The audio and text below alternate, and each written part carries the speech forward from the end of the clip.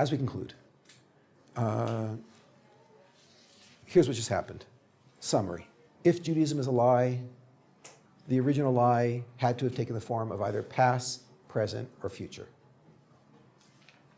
The future lie, someday God will speak to your descendants, but God has not yet spoken, has no evidence anywhere in the paleobiological, the archaeological record. We don't find any group of people ever saying such a thing, right? The belief amongst Orthodox Jews was always God spoke, not that he hasn't spoken yet, but someday he will speak, so it's probably not the future lie that started Judaism.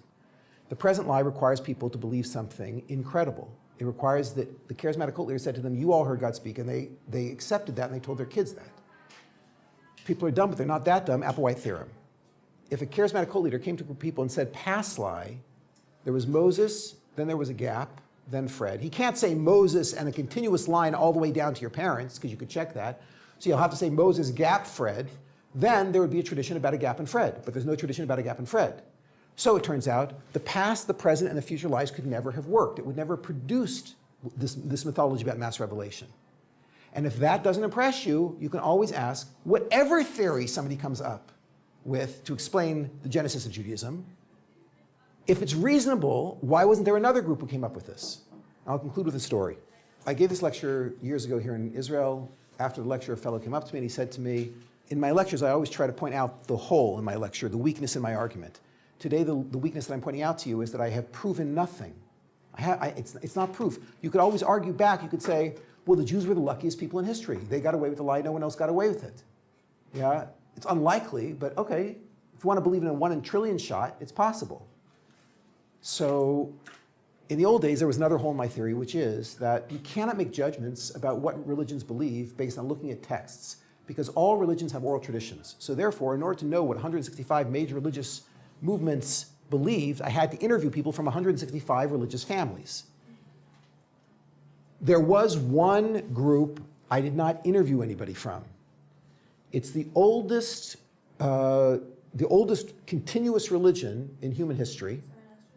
It's not Zoroastrianism. It predates Zoroastrianism. It's actually Hare Krishna, but not the Hare Krishna from America. It's the Hare Krishna that's in India, and they didn't proselytize, so they never spread beyond India. And the ones who came to America changed the religion in very significant ways. The Hare Krishna in India, I never interviewed anybody from, and I used to conclude my lecture by saying that if there's a group who believes in mass revelation besides the Jews, maybe you'll find it in Hare Krishna. If you find it in Hare Krishna, then it's happening twice in history. Maybe it's a natural thing.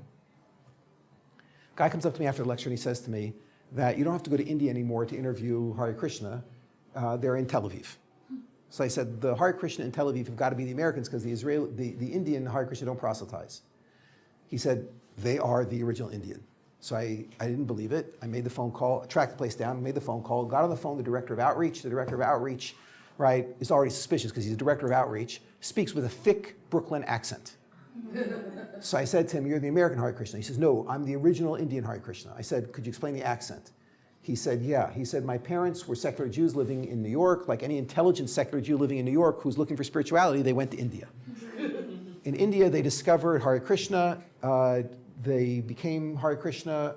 I was born to 2 Hare Krishna parents in India. When I picked up English, I picked it up in the house, which is why I speak with a thick Brooklyn accent, because I got it from my parents.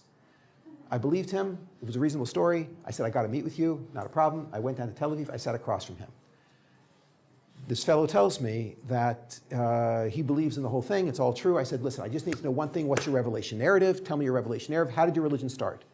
So he said, we don't do it like that. We share. So first, you tell me your revelation narrative. Oh, by the way, this guy's name was Shrewdloo, and I can't tell you his real last name, but it sounded like Goldberg. Yeah? In a moment, you'll understand why I can't tell you his real last name.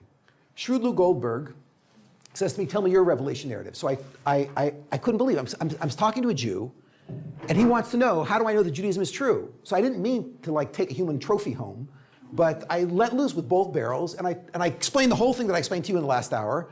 And I said to him, so you see that Judaism has got to be true, because there's no other mass revelation. So he's nonplussed. And at the end, he says, okay, now would you like to hear my story? I said to him, I just demonstrated to you that Judaism is true. What are you talking about? So he says, Mr. Kelemen, well, it might be true that your religion, Judaism, is true. It's also true that my religion, Hare Krishna, is true. I said, you couldn't know that because yours started with one person. Or 2 people. So he said, no, Mr. Kelemen, we also have a mass revelation. said, what are you talking about? He said, haven't you ever read the Bhagavad Gita? I said, you're darn right, I've read the Bhagavad Gita. There's nothing there about a mass revelation. He says, no, but we have an oral tradition that at the Battle of the Bhagavad Gita, it was a battle that took place between two nations, our chief god, Krishna, descended in the sight of all the people. And he said, all the warriors who were there heard as he spoke. And he said, it was just like you. It blew their souls out of their bodies. They all dropped dead. It was exactly like the story that happened at Mount Sinai. And he said, more than that, you've read the Bhagavad Gita? How many warriors were there? I said, wow, that's interesting. It was between 1 million and 3 million warriors. And they all heard God speak. He said, so you see, Mr. Kelemen, that Hare Krishna is also true. We also have a mass revelation. I said to him, Shrilu, tell me the story one more time. He said, two groups of warriors, they're all battling. Krishna descends, speaks to all of them. They all drop dead. I said, what happened next? He said, what do you mean? I said, they all dropped dead. What happened after that? He said, they laid there. So I said, they didn't get back up again? He said, no, they were dead. So I said, well, if they were all dead, how do you know the story? She said that many years later, this God came to one person and told him, and then he told everybody else. Okay, what I'm giving to you are two documents. One is my little experiment, and the other is something that explains the bomb, because the bomb was a little bit complicated, and the two of these will be very helpful to you. Have a good day.